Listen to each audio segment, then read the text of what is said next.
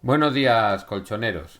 Bueno, pues ya nos han entrado las prisas. Ya la directiva y la dirección deportiva se han dado cuenta que muchos de los fichajes que se han intentado abordar por unas causas o por otras, sin querer aquí poner culpables, que ya habría tiempo a final del mercado de fichajes de señalar y de culpabilizar, pero sin ánimo de poner culpables por unas causas o por otras, pues Wiefer no ha acabado en nuestro equipo y se ha ido al Brighton por una cifra, bueno, en teoría asequible. Tal vez el salario hubiera sido algo más duro, ¿no? Guirassy por unos ridículos 17 millones, que era uno de los nueve que andábamos buscando, pues se fue al Borussia de Dortmund.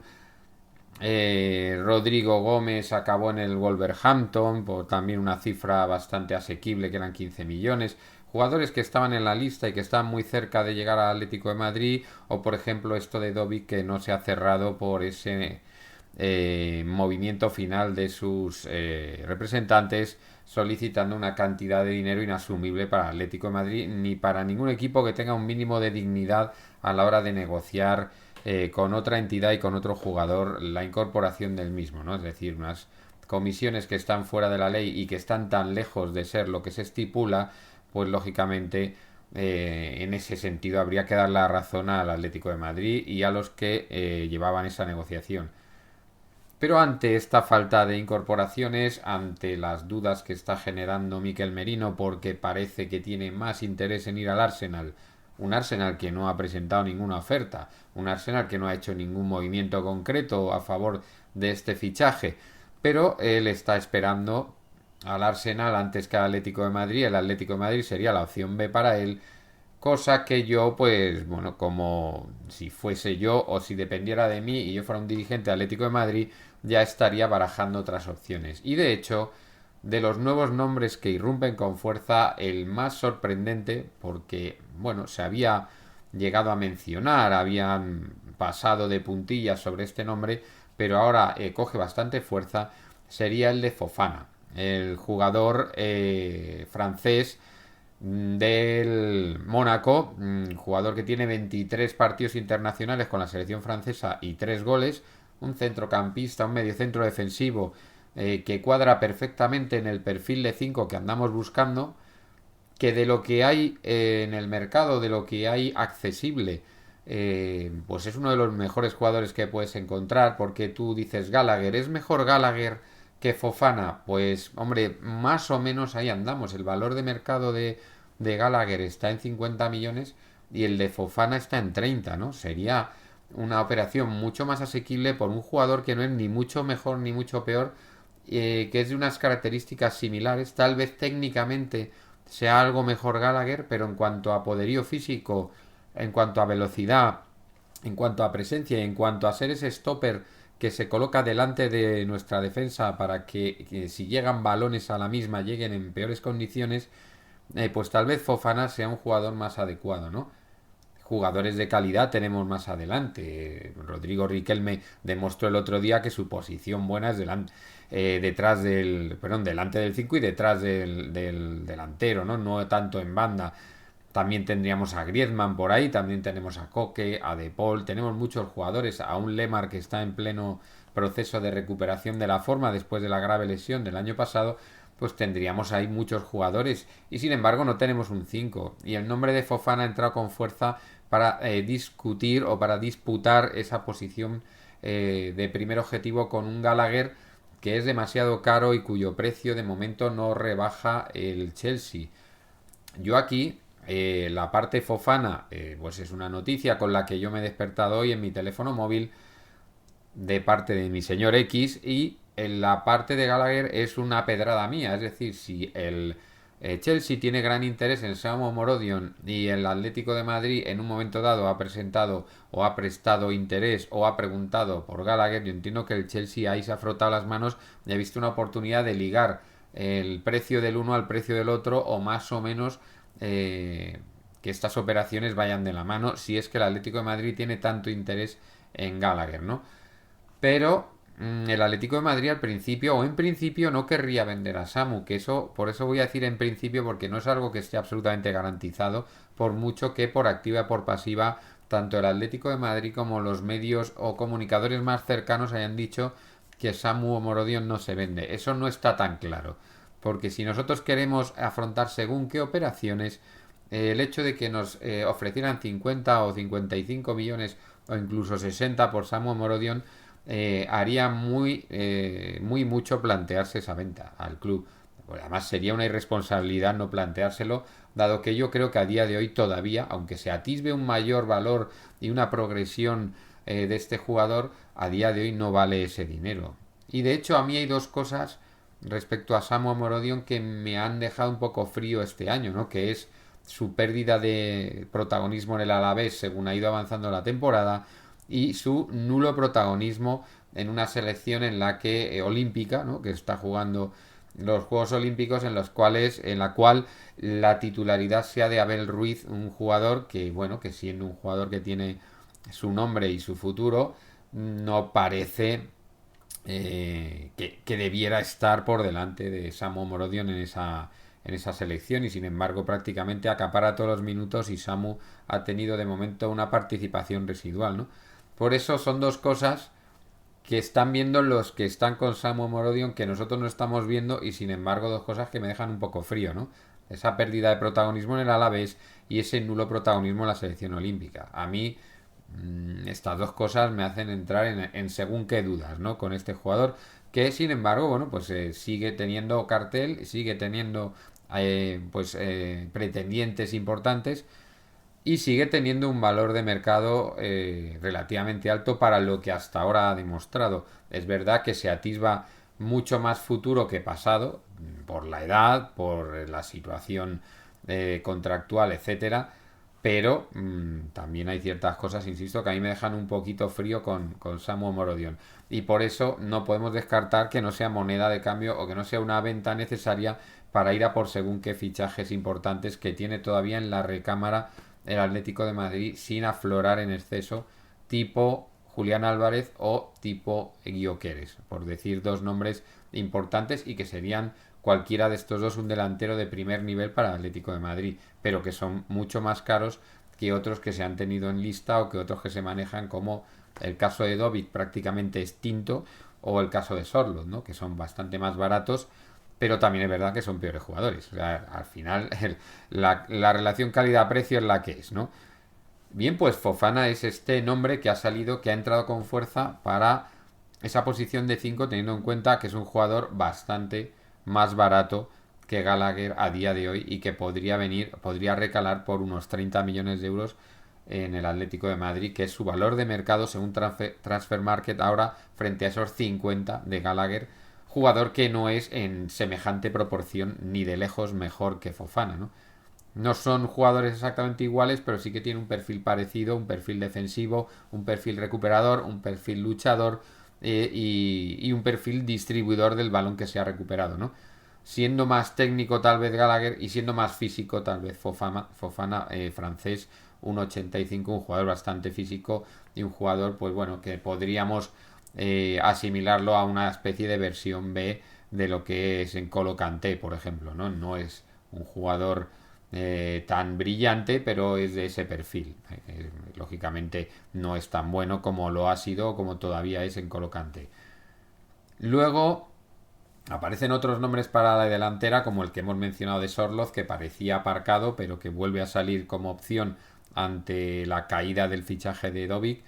Y también sale uno que a mí me deja un poco también frío, que ha salido también con fuerza últimamente y que está en mente y que lleva años estando en mente de los dirigentes y del cuerpo técnico del Atlético de Madrid, que es Ferran Torres. Ferran Torres ha salido como futurible, como jugador que pudiera incorporarse a la delantera, porque puede jugar de delantero, puede jugar de extremo, pero es un jugador que si se incorpora no cerraría las puertas a un segundo delantero con mayor nombre, con más fuste y más dirigido a la titularidad.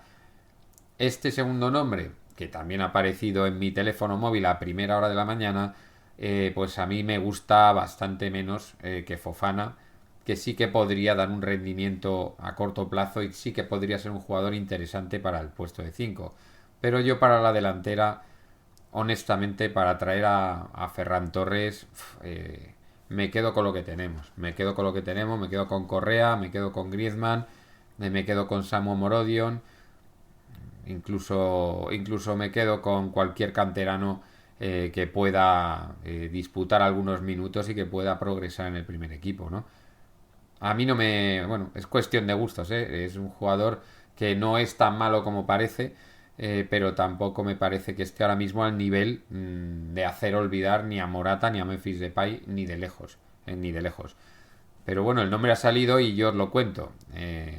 Veis mi ilusión, cómo desbordo ahora mismo este alborozo por haber recibido este nombre. El de Fofana tampoco es que sea pues para salir a tirar cohetes, pero bueno, es un 5 por lo menos que haría su función correctamente. Es decir, la casa por la ventana por el 5 pues parece que no la van a tirar, pero si esto hace que venga un buen 9 y traen, por ejemplo, a Fofana o a Gallagher, que son jugadores que van a cumplir más que de sobra, pues se puede hacer un equipo muy competitivo, un equipo muy apañado.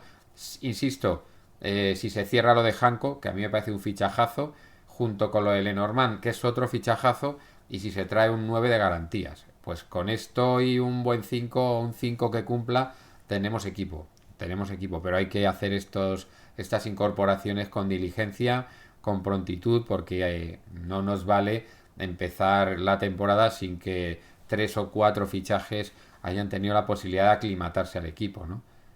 Se habla también de un posible interés de la Major League Soccer de Estados Unidos por Antoine Griezmann. A mí de esto no me han dicho nada.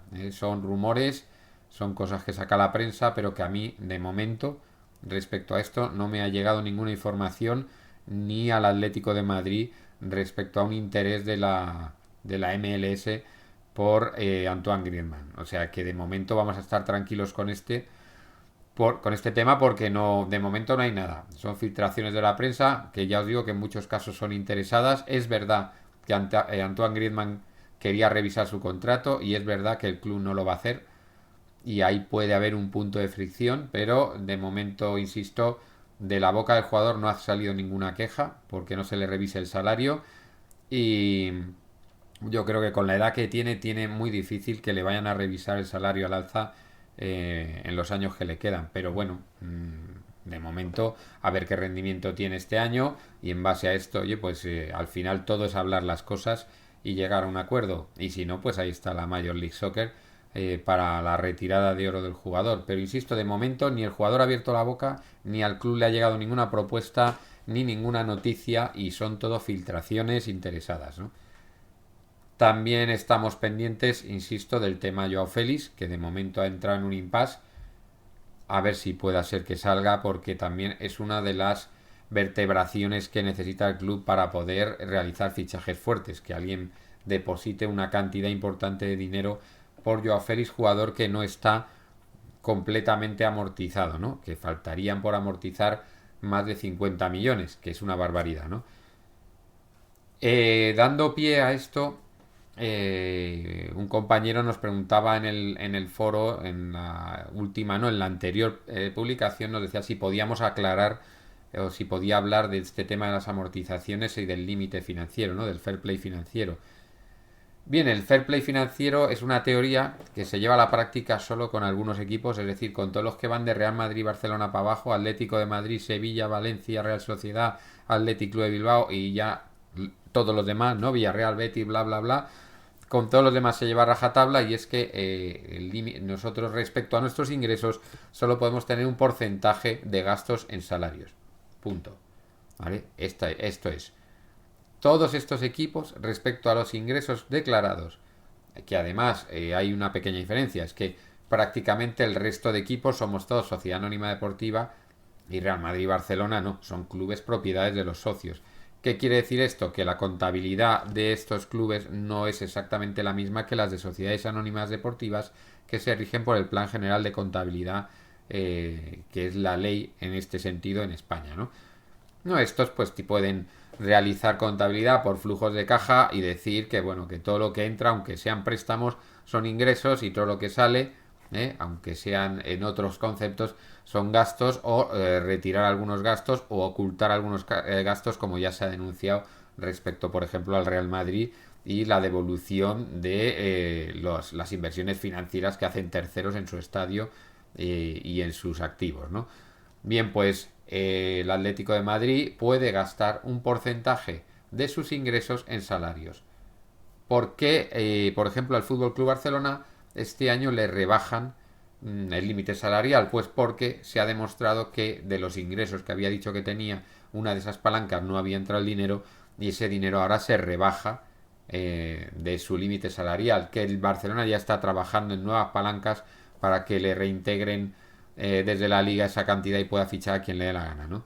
Entonces, lo del límite salarial es una cosa muy fácil. Tú puedes gastar de tus ingresos un porcentaje en los salarios, punto. Y de ahí no te puedes pasar.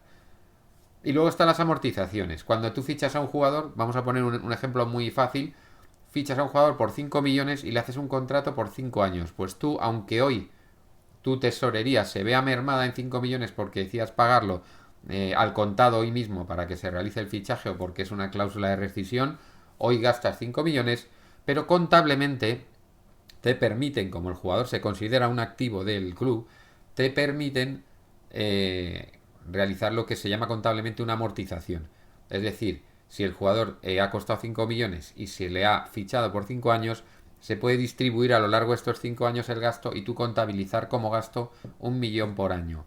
¿Qué es lo positivo? Pues que tú no perjudicas el año en el que realizas la inversión con los 5 millones de gastos en ese mismo año cuando lo vas a utilizar durante 5 mínimo, ¿no? Luego, si hay renovaciones, se ajustan las amortizaciones al nuevo periodo contractual del jugador con el club. ¿Qué es lo que pasa? Que tú en tesorería ya has soltado los 5 millones y a lo mejor tienes por un lado el hecho de que tu tesorería se ha visto mermada en 5 millones y por otro lado que tienes que amortizar al jugador en los gastos de contabilidad. Con lo cual, si tú no haces bien las cosas, te puedes encontrar como ese Atlético de Madrid que aunque en tesorería ahora mismo tiene dinero, porque ha entrado dinero por los resultados deportivos, por la Champions, por clasificar para el Mundialito de Clubes, etcétera, el Atlético de Madrid tiene un pasivo por el tema de las amortizaciones de los jugadores de ciento y pico millones de euros. Eso quiere decir que ha habido jugadores que se les han fichado y se han ido y se ha cobrado mucho menos dinero de lo que se pagó y además no estaba amortizado. Es decir, que si tú compras, por poner un ejemplo un poco bruto, tú compras a un jugador por 100 y tienes amortizados 50 y te faltan 50 por amortizar y encima lo vendes por 20, la pérdida total que tienes con este jugador en este momento son 30 millones que están pendientes de amortizar. Con lo cual todavía tienes que contabilizar unas pérdidas de 30 millones en un jugador que costó 100 y que has vendido por 20 y que has amortizado por 50. Ahí no sé si esto queda claro. Es un poquito a lo mejor más farragoso que la definición inicial de un jugador de 5 millones a 5 años, pues amortizas a millón por año, pero es verdad que si tú a ese jugador lo vendes y ingresas poco dinero, lo que te quede por amortizar menos ese dinero que ingresas es pérdida. Y en este sentido el Atlético de Madrid, insisto, tiene unas pérdidas por amortizaciones pues no efectuadas, ¿no? De ciento y pico millones de euros, lo que quiere decir que hemos fichado caro y mal, caro y mal. Y uno de los que nos está a día de hoy lastrando con este tema es Joao Félix. Por eso se dice que hay que cobrar entre 50 y 60 millones para que la amortización de Joao Félix no se coma el ingreso que se realice en su venta y no tengamos pérdidas y no nos bajen el límite salarial, ¿vale? Bueno, no sé si esto queda explicado. También nos comentaba una compañera que qué pasa con el modelo de negociación que está realizando últimamente el Real Madrid para llevarse jugadores libres a los cuales pues les está durante años metiendo presión para que se vayan, tipo lo que está pasando ahora bueno, con el lateral del Bayern de Múnich de Davis, o lo que ha pasado con Bellingham, o lo que ha pasado con en su momento pasó pues, por ejemplo con ¿cómo se llama este? Con Álava, lo que ha pasado con Mbappé. Bueno, pues todo este tipo de negociación que es esperar a que el jugador quede libre o intentar ficharle por un precio más bajo con la presión de estar la prensa española con el apoyo de cierta prensa internacional afín al merenguismo diciendo este jugador su sueño es venir aquí, tiene que venir aquí, que venga aquí, si no viene aquí es un perdedor, si no viene aquí es un gilipollas, presionarle al jugador de una manera total durante años, como por ejemplo Mbappé, que han estado 7 años diciendo que tiene que venir al Madrid, que es su sueño, que va a venir al Madrid, que este año sí, que este año también, y lleva 7 años, bueno, pues siendo presionado y no pudiendo jugar a tope porque saltando toda la legalidad, es decir, tú puedes negociar con un jugador 6 meses antes de que termine el contrato. Es verdad que esto todos los clubes se lo saltan, porque si tú quieres fichar a un jugador que tiene un contrato algo más largo, lógicamente tienes que hablar con el jugador y preguntarle, oye, ¿te vendrías? Y a partir de ahí, pues hablas con el club, ¿no? Pero es verdad que no es la misma forma de proceder. Es decir, por ejemplo, lo del Atlético de Madrid con Janko. Oye, Janko, ¿te vendrías al Atlético de Madrid? Sí, me interesa. Oye, Feyenoord, te ofrezco tanto. Insuficiente. Te voy a ofrecer más. Insuficiente. Te voy a ofrecer más. Acepto. Y así se llega a un acuerdo y no te denuncia el Feyenoord por estar negociando con un jugador que tiene contrato en vigor.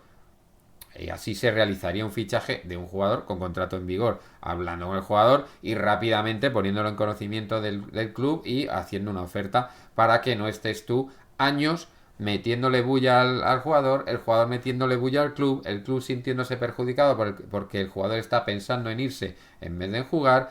Y esto es cuando tú haces una negociación en la cual dices, oye, quiero a este jugador, y el otro club te dice, vale, quiero negociar, estoy dispuesto. Pero si el otro club te dice que no, tirarte años diciendo cuando te acabes el contrato te vienes, este jugador va a venir, no renueves, metiendo presión para que venga, para que no renueve, para que esté pensando exclusivamente en el momento en el que vaya a salir de allí. Y a lo mejor es un jugador con 2, 3, 4 años, con Mbappé hasta 7 años metiéndole esta presión el Real Madrid, pues lógicamente el rendimiento del jugador no es el óptimo, no está centrado en lo que tiene que estar, está pensando en otras cosas y no es una manera limpia de actuar. Si es esta la pregunta que nuestra compañera realmente nos estaba haciendo, que yo creo que sí, al publicar el último vídeo, ¿no? Si es que la forma de negociar del Atlético de Madrid siempre se critica cuando realmente se está yendo al club y diciendo, oye, nos interesa este jugador, y en los clubes que realmente abren la puerta a la negociación, pues oye, se acaba llegando a un acuerdo, o como es el caso de Dovic, pues por lo que sea, por un tema económico, pues no se llega a un acuerdo. Pues se puede llegar a un acuerdo, no llegar a un acuerdo, pero las cosas se realizan así. Y es verdad que cuando un jugador tiene contrato, en teoría no puedes negociar con él a espaldas del club, pues eso es lo que se hace. Lógicamente no vas a preguntar a un club sin haber preguntado antes al jugador, porque sería esperpéntico decirle a un club quiero fichar a este, empezar a negociar con el club y que resulte que el jugador no quiere venir. Primero hablas con el jugador y si el jugador quiere venir ya hablas con el club, pero es la manera de hacerlo más o menos normal, ¿vale? Hablar, no... Claro, porque según la legalidad no podrías fichar a nadie que no esté terminando contrato, porque no puedes hablar en los 6 meses previos, hasta los 6 meses previos, ¿no? De la finalización del contrato. Pues claro, siguiendo escrupulosamente la norma, nadie ficharía a nadie que no fuera a terminar contrato, pero yo creo que la manera legal, entre comillas, de hacerlo es hablar con el jugador, y si el jugador está por la labor, hablar con el club, y si está por la labor, negociar y llegar a un acuerdo, no estar metiendo presión a espaldas del club, de un club que te dice que no quiere vender. Si el club te dice que no quiere vender y tú sigues metiendo presión, sigues negociando y sigues lanzando a los medios en contra del jugador, en contra del club, y diciendo que el fichaje se va a realizar sí o sí, lógicamente eso sí que se considera absolutamente ilegal, ¿vale? Eso creo que es lo que responde a esa pregunta. Mientras tanto, pues vamos a ver de estos nuevos nombres que han entrado en escena, a ver si cierran operaciones, a ver si encontramos un 9 acorde a lo que es el Atlético de Madrid, y si por lo que sea viene un 9 un poquito más pachucho, a ver si al final nos vamos a por uno que de verdad marque las diferencias, porque es lo que se necesita ahora mismo para competir con el Madrid y con el Barcelona, sobre todo con el Madrid, porque el Barcelona de momento tampoco está pudiendo hacer ningún fichaje, aunque ellos afirman que tienen la posibilidad de hacer lo que buenamente quieran, ¿no? Bueno, pues si ellos lo dicen es que algo saben. Así que buena semana y Forza Atleti.